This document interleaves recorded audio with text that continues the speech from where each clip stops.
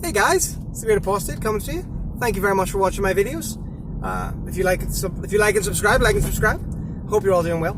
So something strange happened to me recently, and I wanted to tell you about it. As you know, I started the Great Apostate.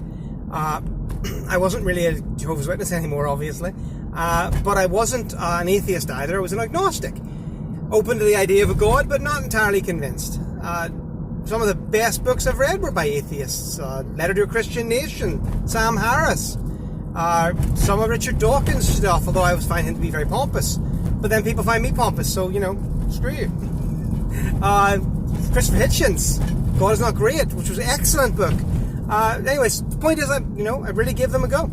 But as time went on, thanks to people like William Lane Craig, I forget his name, the Bible guy, the 6-day creationist guy, not that I am one, but he was really good. And even people like Ken Ham, I just enjoyed listening to them and hearing their faith. It sort of led me, not to agree with them, but to certainly think that it's more likely, I think, that there is a creator. So I was listening to something last night, and it really got me thinking, because yesterday when I was working, and the person was talking about your children, how your children don't belong to you. Your children aren't your possession. They belong to God, and that you're really just, their caretaker on earth. And I thought to myself, that is true. You don't own your kids. And much as you'd like to be able to be in their place sometimes and, remote control them, they make their own decisions. And you've got to, if you believe in God, you've got to put them in His hands. And the other thing he said was, this guy was talking about, was any good things that you've done, they're not really your things. Those, if you're a Christian, that those things are in God's hands too.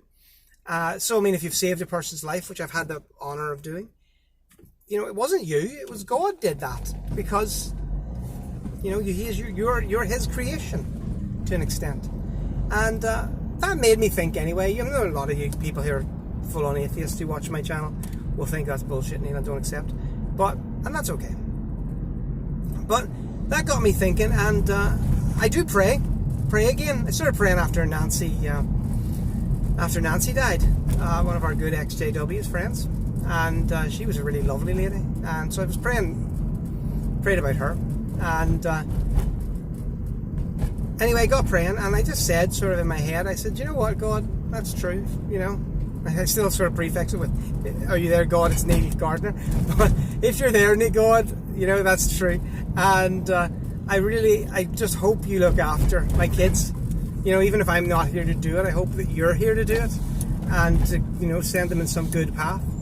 And I just said that. It wasn't flippant for sure, but it was just something that I thought. Anyway, last night, at 12 o'clock at night, my daughter comes downstairs. Can't sleep, Dad.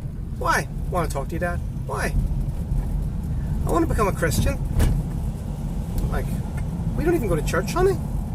I know, but I want to become a Christian. How do I do that? I'm like, well, we'll take you to church, I suppose would be the start. Son, sweetheart. She says, I'd like to get baptized. I'm like, why do you want to get baptized? She says, well, I want to be, closer to God. I'm sitting there thinking, this is very spooky.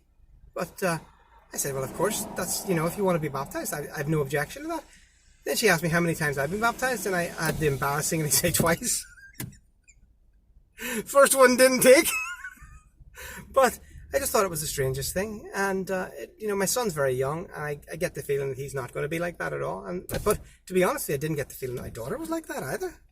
And it's very odd. But anyway, I wanted to share that with you. For the Christians among you, or the religious among you, have an opinion, love to hear it. We'll certainly let her do all those things. I think it's a positive thing on the whole. But as long as she's enjoying the Westboro Baptist Church, which she seems to know a shocking lot about via TikTok videos. We'll put her into some sort of nice milquetoast church. One that's sufficiently hardline, but not so much that it creeps me out. And I'll probably end up going myself, I guess. God's going to have to put up with me too, if He wants to put up with Emily. Guys, thanks very much for watching The Great Apostate. I hope you're all doing well. Take care.